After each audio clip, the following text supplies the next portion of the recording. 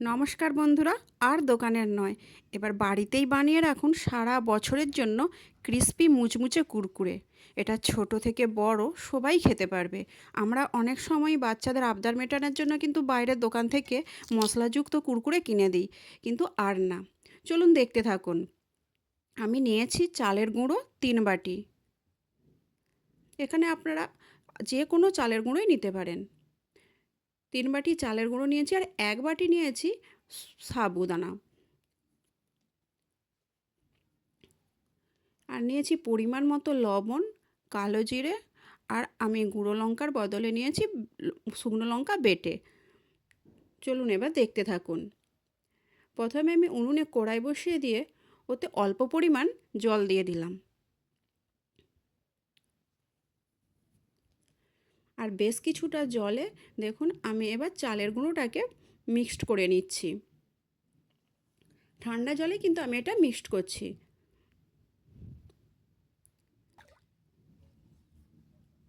এটাকে আমি মিক্সড করে রেখে দিয়েছি।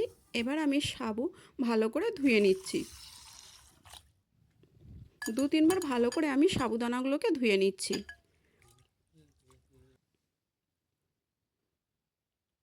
আমি পরিষ্কার করে ধুয়ে নিয়েছি। এবার আমার গরম জল হয়ে গেছে, ওতে আমি সাবুদানা দিয়ে ভালো করে আমি সাবুটাকে সেদ্ধ করে নেব। বন্ধুরা মনে রাখবেন, আগে কিন্তু সাবু ভালো করে সেদ্ধ করে নেবেন। দেখুন সাবু কিন্তু পুরোপুরি ভালোভাবে সেদ্ধ হয়ে গিয়েছে। এবার আমি ওতেই দিয়ে দিলাম চালের গুঁড়ো গুলানো জল। এবার আমি ঘন ঘন নাড়তে থাকবো। 1 মিনিটের মধ্যেই দেখুন এরকম টাইট হতে শুরু করবে। এটা ফুটে উঠেছে। এবার আমি দিয়ে দিচ্ছি এতে কালো জিরে, পরিমাণ মতো লবণ, আর লঙ্কা বাটা। আমি সব কিছু দিয়ে এবার ঘন ঘন নাড়তে থাকবো, যাতে না নিচে বসে যায়, আর তাড়াতাড়ির মধ্যে এটা খুব টাইট হয়ে আসে। আর একটু অল্প পরিমাণ দিয়ে দিলাম খাবার সোডা।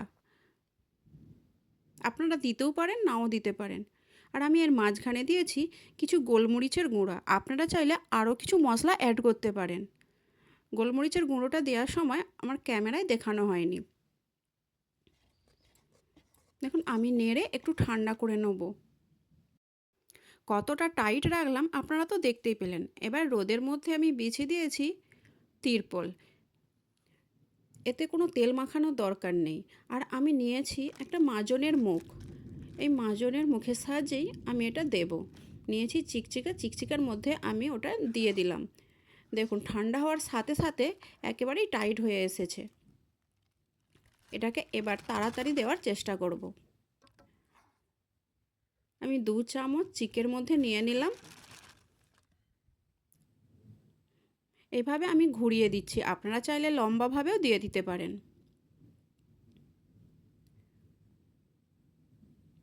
সমস্তটা আমি এইভাবেই দিয়ে দিচ্ছি। দেখুন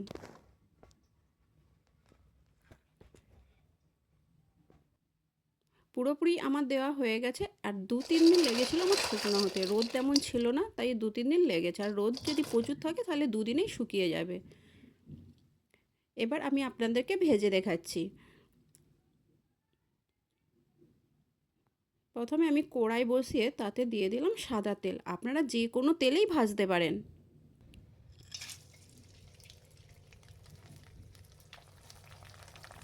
এভাবেই একটু নাড়াচাড়া করে আমি এগুলোকে ভেজে নিচ্ছি। আপনারাও সারা বছর বাড়িতে এটা করে রাখতে পারেন। আর যখনই মন হবে ওই বর্ষাকালে আপনারা চায়ের সাথে বা অন্য সময় আপনারা ভেজে খেতে পারেন। আর এতটাই মুচমুচে আর ক্রিসপি হয়, দারুণ লাগে খেতে কিন্তু। আর এটা আপনারা অনায়াসে বাচ্চার দিকেও দিতে পারবেন।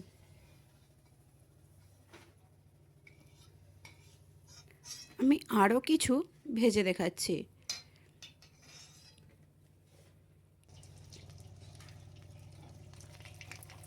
দেখুন একেবারেই কিন্তু খুব ফলকা হয়েছে।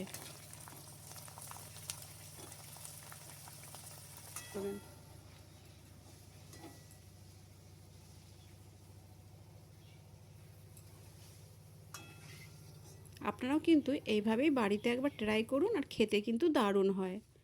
ওর সঙ্গে আমি কিছু কারি পাতা যোগ করলাম।